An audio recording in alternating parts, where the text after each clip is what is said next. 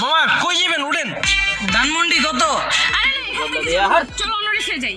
অন্য রিক্সায় কেন? এই রিক্সায় কি সমস্যা? এখান থেকে রিক্সাওয়ালারা ভাড়া বেশি চায়, হেঁটে গিয়ে সামনে থেকে নেই, ভাড়া কম পাবো। মামা আপনারা খুশি হয়ে যা দিবেন এটাই সই, উঠেন। আরে তুমি জানো না ওরা এই কথা বলে, পরে রিক্সা থেকে নামার সময় কাহিনী শুরু করে দেয়। তুমি তো কাহিনী করতেছো।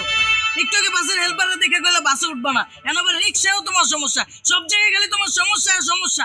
আমার পা ব্যথা হয়ে গেছে, আমি হাঁটতে পারবো না, আমি রিক্সায় যাবো। ছোটো হ্যাঁ মামা আমিও এটাই কইতাছি, এই জায়গায় অন্য কোনো রিক্সা পাইবেন না, উঠেন। ওঠো ওঠো, চলো মামা। কি খেলা দেখাইলি রে টুম্পা, শিখলাম। মামা তুমি টুম্পা কইলা কে?